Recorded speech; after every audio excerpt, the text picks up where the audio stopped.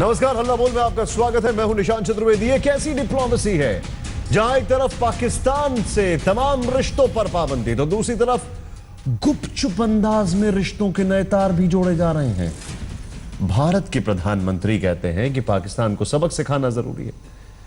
सबक सिखाने के लिए ही सर्जिकल स्ट्राइक की गई। गृह मंत्री ये कहते हैं कि अगर जंग हुई तो बंदूकें चलेंगी, तो पाकिस्तान गोलियां तक नहीं गिन पाएगा। भारत ने सारे रिश्ते तोड़ रखे हैं। पाकिस्तान अब भी शैतानी पर शैतानी किए जा रहा है। सीमा पर हालात वहीं के वहीं खड़े हुए हैं, उनमें रत्ती भर बदलाव नहीं आया है। लेकिन विदेश मंत्री के मातहत आने वाली एक संस्था पाकिस्तान में साहित्य सम्मेलन को फंडिंग करने का बीड़ा उठा लेता है। क्या दुश्मनों से निपटने का यह तरीका है कि हम उनके घरों में जाकर कविता और कहानियों का पाठ करें?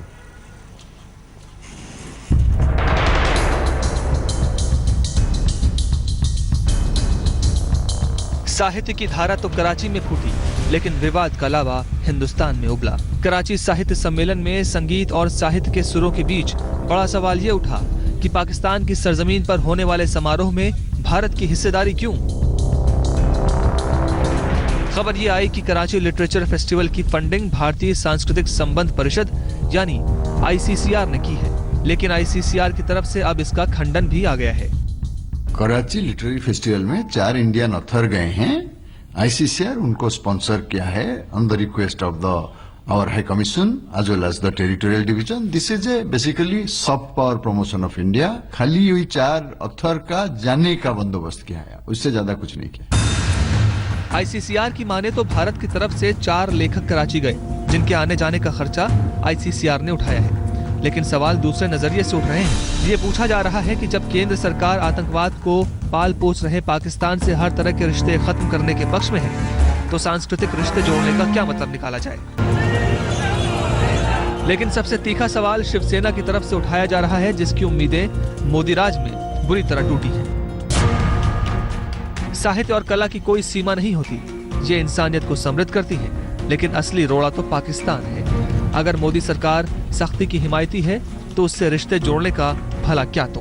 जब राष्ट्रवाद की रौ में पाकिस्तान के फिल्मी कलाकारों का विरोध होता है, गुलाम अली के कार्यक्रम की मुखालिफत होती है, तो 4 लेखकों को पाकिस्तान भेजकर उसे राहत देने का क्या मतलब? आज तक ब्यूरो। यहां पर बड़ा सवाल यह है कि पाकिस्तान के जो कलाकार है वो यहां नहीं आ सकते, हमारे वहां नहीं जा सकते, उसके बावजूद ये हो रहा है। बड़ा सवाल यह है कि किस तरीके से प्रधानमंत्री इनवाइट करते हैं नवाज शरीफ को अपनी स्वेरिंग इन के लिए, उसके बाद NSA लेवल की बातचीत बंद हो जाती है, उसके बाद खुद प्रधानमंत्री पाकिस्तान चले जाते हैं और फिर पठानकोट हमला हो जाता है, उसके बाद ये सब हो रहा है। सीधे चलते हमारे साथ हमारे खास मेहमान मौजूद हैं। शहनवाज हुसैन बीजेपी के प्रवक्ता हमारे साथ हैं, आपका स्वागत है। हमारे साथ डॉक्टर अजय कुमार है, कांग्रेस के स्पोक्स पर्सन, आपका स्वागत है। हमारे साथ KC सिंह है, फॉर्मर सेक्रेटरी, आपका भी स्वागत है सर। और lieutenant general Shankar Prasad, general प्रसाद भी हमारे साथ हैं, आपका भी स्वागत है। शहनवाज जी, सबसे पहले मैं आपसे जानना चाहूंगा, कल्चरल रिश्ते वो बढ़ाने की कोशिश की जा रही है जब इंसानियत के रिश्ते भी मौजूद नहीं है। आप यूपी में चुनावों में तो कहते हैं कि हमने सर्जिकल स्ट्राइक कर दी, उनको सबक सिखा दी, और यहां पर गुपचुप तरीके से हमारे लेखकों को स्पॉन्सर किया जा रहा है पाकिस्तान में, क्या वजह? देखिए, ICCR की तरफ से 4 लेखक वहां फेस्टिवल में गए, ये सही है, और सिर्फ उनको टिकट दिया गया। और जहां तक रिश्ते का सवाल है, पाकिस्तान से जहां तक बायलैटरल रिलेशन है, उसमें पीपल टू पीपल कांटेक्ट में बहुत सी चीजें चल रही हैं, जैसे ट्रेन जा रही है, बस जा रही है, कुछ लोग आ रहे हैं, जा रहे हैं। 400 मछुआरे उन्होंने भी छोड़े। कल हम कह दें कि नहीं साहब, उनसे मछुआरे भी उनको नहीं छोड़ना चाहिए।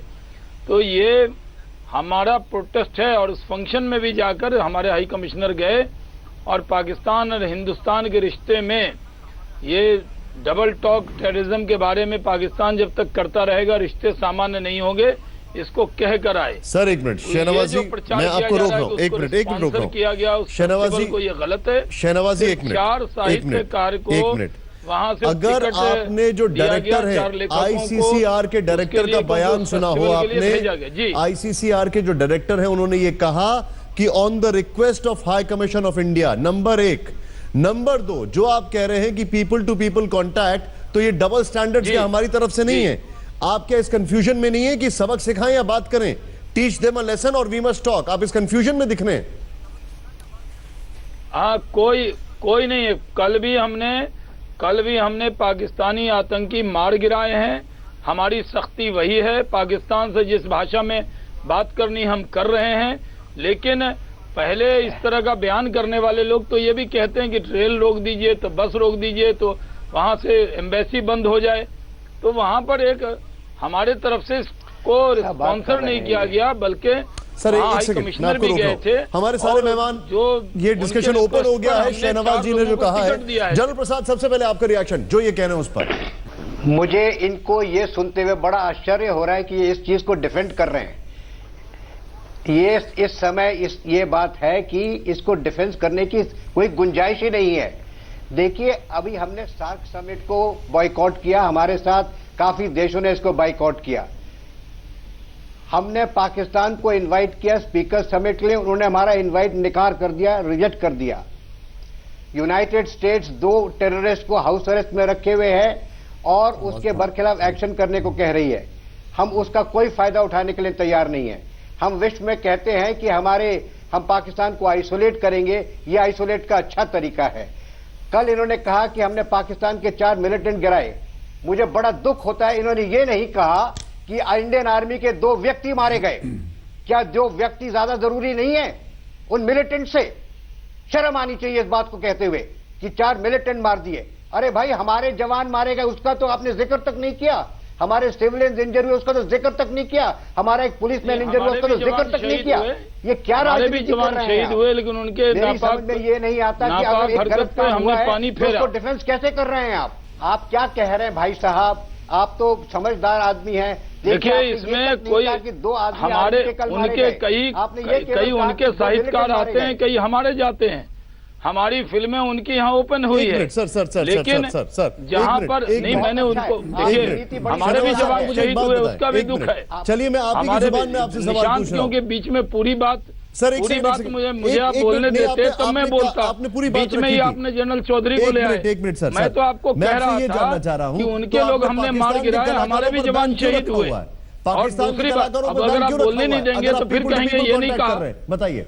देखिए, उनके कई साहित्यकार हमारे यहाँ आए हैं, हमारे वहाँ गए हैं, लेकिन जहाँ तक 2 देश का सवाल है, पूरी तरह हमारी आतंकवाद के खिलाफ, पाकिस्तान को पूरी दुनिया में अलग थलग करने के खिलाफ हमारी नीति है और उस पर मजबूती से हम डटे हुए हैं।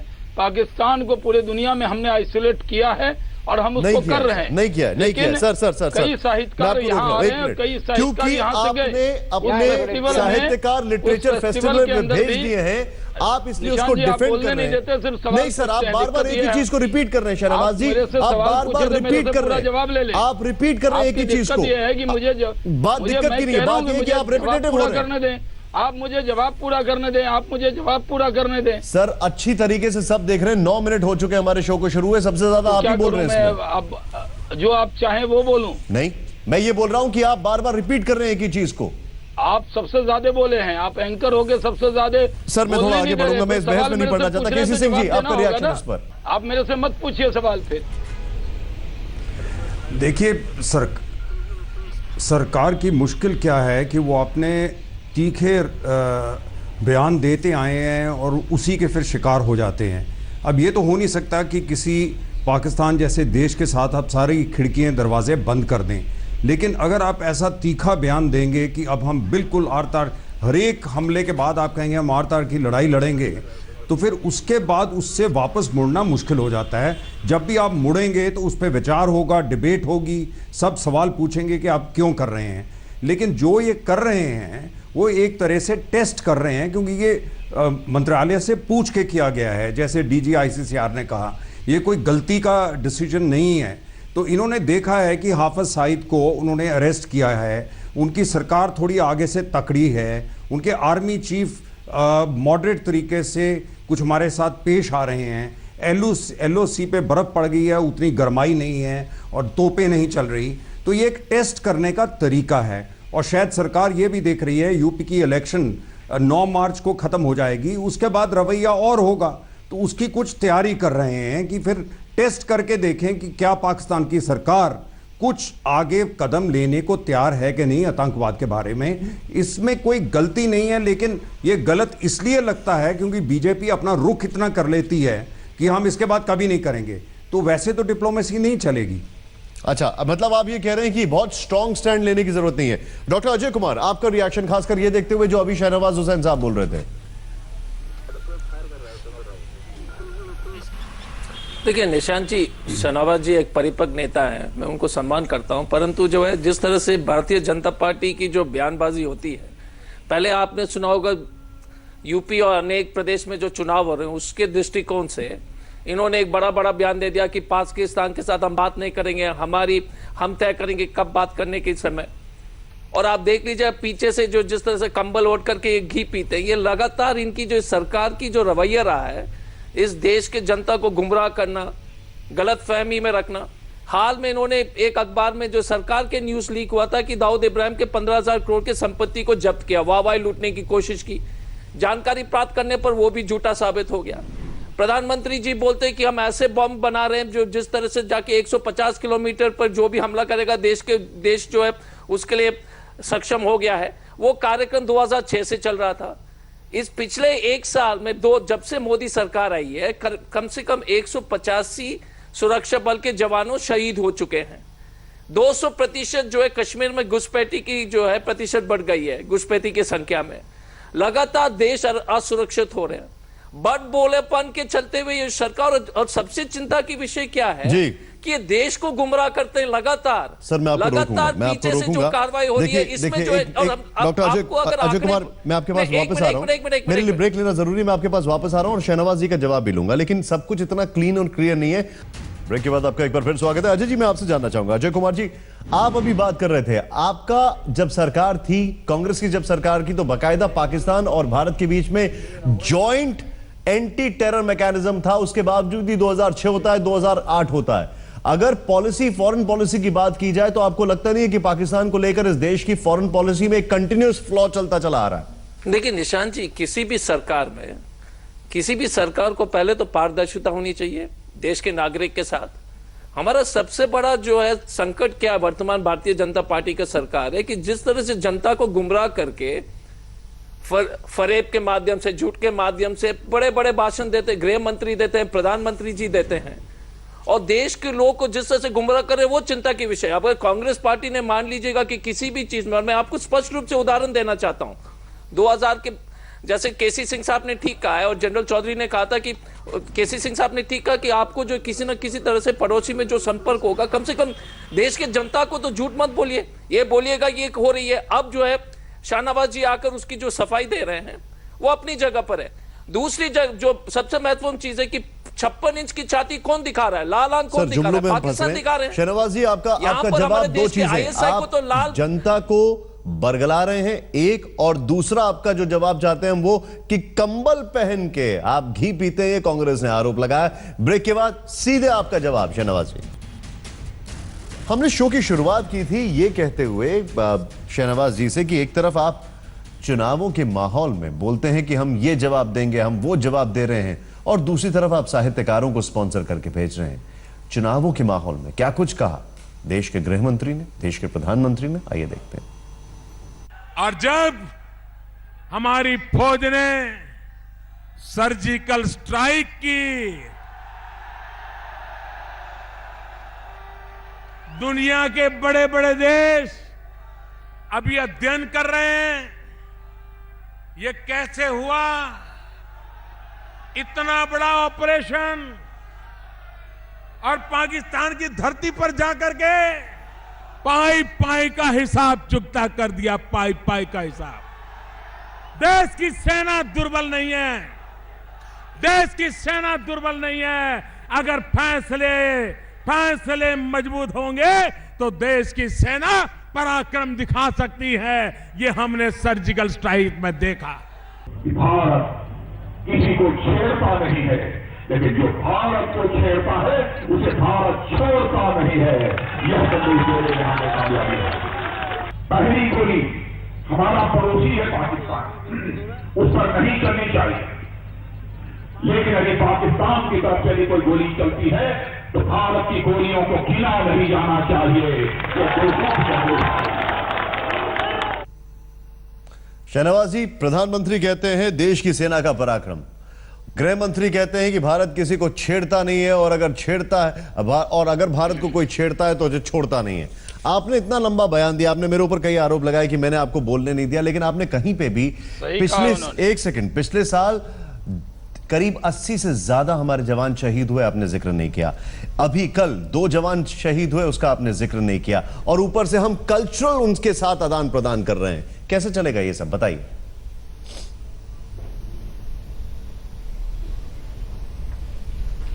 देखिए, जो प्रधानमंत्री ने कहा या गृह मंत्री ने कहा वो सही है। आतंक के खिलाफ, टेररिज्म के खिलाफ भारत की जीरो टॉलरेंस नीति है, उस पर हम चल रहे हैं, उनको करारा जवाब दे रहे हैं, चाहे सर्जिकल स्ट्राइक के जरिए दिया या बॉर्डर पर उनकी गोलाबारी का जवाब उसी अंदाज में दिया है। लेकिन हमारी एम्बेसी से उनके एम्बेसी के संबंध हैं, हमारे कुछ लोगों का आना जाना है। 4 लोगों को सिर्फ टिकट दिया आईसीसीआर ने, और पूरे अभियान पर कह के पानी फेर दीजिए आप कि हमने उससे कोई कंप्रोमाइज किया है, नहीं किया है। पाकिस्तान के खिलाफ कोई कंप्रोमाइज का इरादा नहीं है। हम आतंक के खिलाफ हैं। जब तक पाकिस्तान आतंक से तौबा नहीं करेगा, उससे वो रिश्ते वैसे मजबूत द्विपक्षीय रिश्ते, बायलैटरल रिश्ते नहीं हो सकते हैं। लेकिन इसमें आप देश को ये भी बताइए कि सिर्फ 4 लोग साहित्यकार को टिकट आईसीसीआर ने दिया, ये मत बता दीजिए कि पूरे प्रोग्राम को स्पॉन्सर कर दिया। नहीं सर, हम ये भी बता दें कि हाई कमीशन ऑफ इंडिया ने रिक्वेस्ट की थी इसके लिए, हम ये भी बता और हमने अपनी बात को वहां मजबूती से रखा भी। नहीं, देखिए एक बात सुनिए आप जरा। सर, जनरल प्रसाद मैं आपके पास आ रहा हूं, इनको एक बार बोलने देते हैं। कह रहे हैं कि वहां हमारे हाई कमिश्नर भी गए थे और अपनी बात को बहुत मजबूती से वहां पर जाके रखा था, और वहां भी टेररिज्म का विषय उठाया था। ठीक है, आपने बोल लिया सर।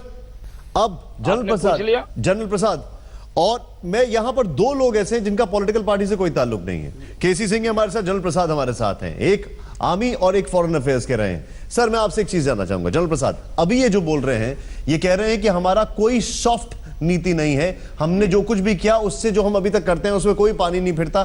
क्या आप इनकी बात से सहमत हैं? क्या आपको लगता है कि ये एक सही कदम था जो आईसीसीआर, जो भारत की इतनी बड़ी एजेंसी है, उसने 4 लेखकों को जो स्पॉन्सर किया हाई कमीशन ऑफ इंडिया के कहने पर, क्या ये सही कदम था, ये होना चाहिए था? आपका रिएक्शन। देखिए, आप इस बात को भी ध्यान में रखिए कि पाकिस्तान को हमने इनवाइट किया स्पीकर समिट के लिए, जो 18-19 फरवरी को होने वाली है इंदौर में, उसको इन्होंने डिक्लाइन कर दिया पाकिस्तान ने।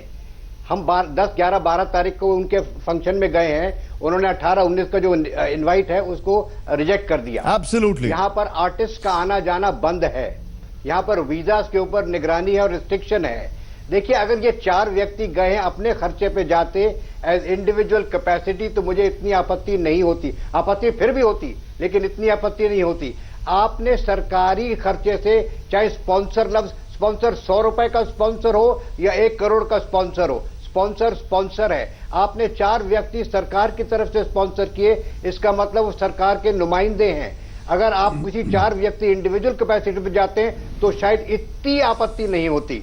लेकिन देखिए, एक तरफ 2 दिन पहले की बात देख लीजिए, आप अखबारों में निकला था कि सरकार की तरफ से बयान आया कि कोई पाकिस्तान से बातचीत इस समय नहीं हो सकती। प्रधानमंत्री का लगातार यही बयान आता रहा है। इससे हम लोग क्या समझें? हमारी तो देशवासियों को ये समझ में नहीं आ रहा कि हमारी पाकिस्तान की तरफ रणनीति क्या है, स्ट्रैटेजी क्या है। एक तरफ अमेरिका उनको आइसोलेट करने की कोशिश कर रहा है, एक तरफ यहां उनसे रिश्ते बढ़ाने की कोशिश कर रहे हैं। केसी सिंह साहब अपनी जगह ठीक कह रहे हैं कि डिप्लोमेसी होती रहनी चाहिए, लेकिन जिस तरीके से इस समय कार्यक्रम चल रहा है, जिस तरीके से इस तरह से बातचीत चल रही है, आर्टिस्ट का, आपने याद होगा उन्होंने इंडियन मूवीज को भी बंद कर दिया था 2-4 दिन पहले, वो शायद बैन उठाया गया है। तो ये क्या हो रहा है? अब एक तरफ तो मैं कहता हूं, मैं केसी सिंह साहब से सहमत हूं कि अगर आप डिप्लोमेसी करना चाहते हैं, इस तरह के रिलेशन करना चाहते हैं, अवश्य कीजिए। लेकिन जिस तरह से माहौल चल रहा है, जिस तरह से आतंक, अब केसी सिंह साहब ने बर्फ पड़ गई इसलिए ठंड हो गई, बर्फ गिरने की वजह से ठंड इस मारे नहीं हुई है कि वहां से इंटरनेशनल बॉर्डर से टेररिज्म कम हो जाएगा। एक्टिविटी तो कल हुई है, उसमें 2 जवान मारे गए हैं। ये सुन के हम लोग को बड़ा दुख होता है। केसी सिंह साहब, मैं आपसे जानना चाहूंगा सर, डिप्लोमेसी एक तरफ है, दूसरी तरफ एक रेसिप्रोकेटिव डिप्लोमेसी है। वो क्या यहां पर दिख रही है, या यहां पर ऐसा लग रहा है कि हम कुछ कदम आगे बढ़ा के जा रहे हैं? जैसे अभी ये बताया, और ये बड़ा अच्छा पॉइंट है कि उन लोगों ने अपने स्पीकर्स को आने से यहां पे मना कर दिया, और स्पीकर, और दूसरी तरफ ये चल रहा है। मैं आप सबको रोकूंगा, इस वक्त बड़ी खबर यह आ रही है कि राजनीतिक पार्टी बनाएगा हाफिज सईद। शहनवाज साहब ध्यान से सुनिए, आप चुनाव आयोग के संपर्क में है हाफिज सईद।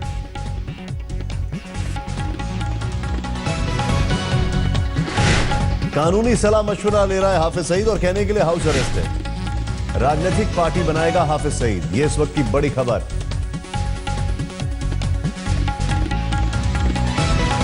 और ये एक मिनट, अब हम जब बात कर रहे हैं सीधे सीधे केसी सिंह साहब, अब ये जो एक खबर आ रही है ब्रेकिंग न्यूज, और इस दरमियान बाकी हमारी तरफ से हरकतें हो रही हैं, आप कैसे इसको एनालाइज करेंगे?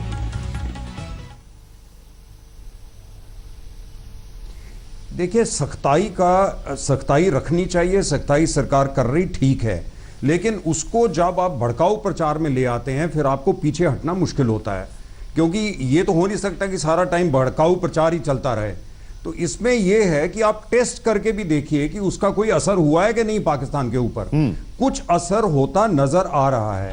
हाफिज सईद को उन्होंने पकड़ा है, कल परसों उनके आर्मी चीफ बोले हैं, उन्होंने कहा है हम दखल अंदाजी पॉलिटिक्स में नहीं करेंगे, और उन्होंने अपने फौजियों को अपने पहले लेक्चर में यह बोला है कि हिंदुस्तान की डेमोक्रेसी के ऊपर एक जो किताब है वो आप पढ़िए, जिसमें यह लिखा है कि हिंदुस्तान में डेमोक्रेसी, ये सिग्नल्स हैं, वो एक तरह से सिग्नल भेज रहे हैं कि आप हमें दोबारा टेस्ट करके देखिए। हो सकता है वो सिग्नल गलत है सर, लेकिन हो सकता है सिग्नल केसी सिंह साहब, लेकिन कल हमने 4 आतंकियों को मारा है, ये हमारे 2 जवान शहीद हुए हैं, बंद कर देंगे, खिड़कियां भी बंद कर देंगे, ये हम नहीं भूल सकते। हम ये नहीं भूल सकते कि जो अंडर हाउस अरेस्ट लगाम है वो आतंकवादी के हाथ में नहीं दे सकते। सुनिए एक मिनट जी, एक मिनट सुनिए। आप लगाम अगर आतंकवादी के हाथ में दे देंगे, वो तो रिश्ता किसी के साथ नहीं होने देगा। हाँ। अब वो आतंकवादी उन्होंने भेजा है, कहां से आया है हमें नहीं मालूम, पता करें, लेकिन उनकी कम से कम एक खिड़की खुली रखिए, बात तो सुनिए क्या कह रहे हैं। हाँ। अगर नहीं असर होता सख्ताई फिर कर लीजिए। हाँ। लेकिन सख्ताई तो 24 घंटे करते जाएंगे तो वो उसका तो कोई अंत नहीं होगा। हाँ। नहीं, आपके हिसाब से ये मूव ठीक था जो भारत की सरकार की तरफ से किया गया अभी के माहौल में? निशांत जी, सर मैं आ रहा हूं, 1 मिनट दीजिएगा मुझे। ये टेस्टिंग मूव है, मैं ठीक गलत नहीं कह रहा। हाँ, ठीक गलत नहीं होता है इसमें, आप टेस्ट कर रहे हैं, आपने एक सिग्नल भेजा है, नहीं ठीक चलेंगे तो फिर सख्ताई कर लीजिए, लेकिन टेस्ट करने में क्या हर्ज है? टेस्टिंग मूव आप इसको बता रहे हैं। गौरव सावंत इस वक्त हमारे सहयोगी हमारे साथ जुड़ चुके हैं। गौरव, ये बड़ी खबर है हाफिज सईद को लेकर, पूरी खबर बताएं, और कैसे संभव है जो इंसान हाउस अरेस्ट है, जिसके ऊपर बाकायदा अमेरिका ने $10 मिलियन का इनाम रखा है, वो अब अपनी पॉलिटिकल पार्टी भी बना रहा है? जो हमारे सूत्र हैं वो यही बता रहे हैं कि जमातुद दावा को एक आतंकी संगठन होने के बावजूद राजनीति के पटल पर उतारना चाहता है आतंकवादी हाफिज सईद, और इस बार कहा यह जा रहा है कि ये जो शैम हाउस अरेस्ट है उसके बावजूद वो अपने वकीलों से मिला है, और उसने अपने वकीलों को न केवल अदालत जाने को कहा है बल्कि इलेक्शन कमीशन ऑफ पाकिस्तान जाने को कहा है, ये पता लगाने के लिए कि कैसे जमातुद दावा को एक राजनीतिक दल के रूप में रिकग्निशन दिलाया जाए, बाकायदा उसका सिंबल बनाया जाए, और वो चुनाव लड़ना चाहता है, और प्रांतीय चुनाव नहीं राष्ट्रीय चुनाव लड़ना चाहता है हाफिज सईद, वहां का नेता बनना चाहता है, क्योंकि वो ये नहीं चाहता कि उसको आर्मी या नेता आदेश करे, जब चाहे अंदर कर दे, जब चाहे बाहर आए, वो खुद नेता बनकर पाकिस्तान की नीति चलाना चाहता है। ऐसा जमातुद दावा में उसके करीबियों का दावा है। ये संभव हो पाएगा या नहीं, ये अदालत पर भी निर्भर करेगा, और पाकिस्तान नहीं, अदालत की अगर बात की जाए गौरव, तो वहां की अदालतें तो अक्सर हाफिज सईद को पहले भी 3-4 बार छोड़ चुकी, ये कहते हुए कि सबूतों का जो है वो अभाव है, इसलिए हम उनको छोड़ देते हैं। ये पहले भी 2-3 बार हो चुका है, लेकिन अब ये बड़ी खबर आप गौरव बता रहे हैं। क्या गौरव ये सब संभव है विदाउट पॉलिटिकल इंटरफेरेंस? क्या ये सब संभव है? क्या ऐसा हो सकता है?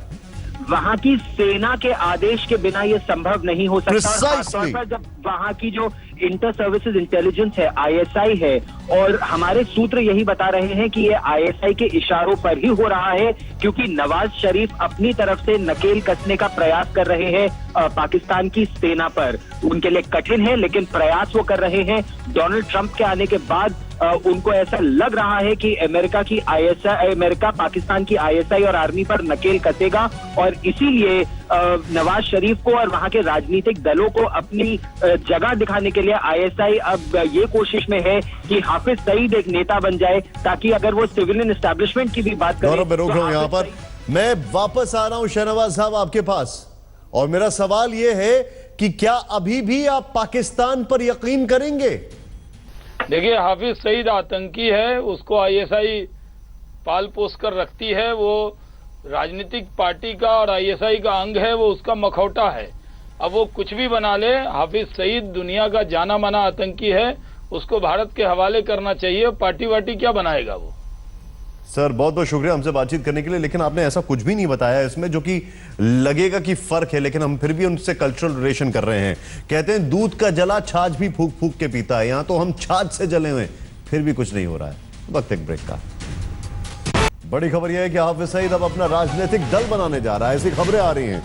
राजनीतिक पार्टी बनाएगा हाफिज सईद, मतलब वो इनामी आतंकी अब जो भारत में कई आपराधिक गतिविधियों में इन्वॉल्व है, वो अपना पॉलिटिकल आउटफिट भी बनाने जा रहा है।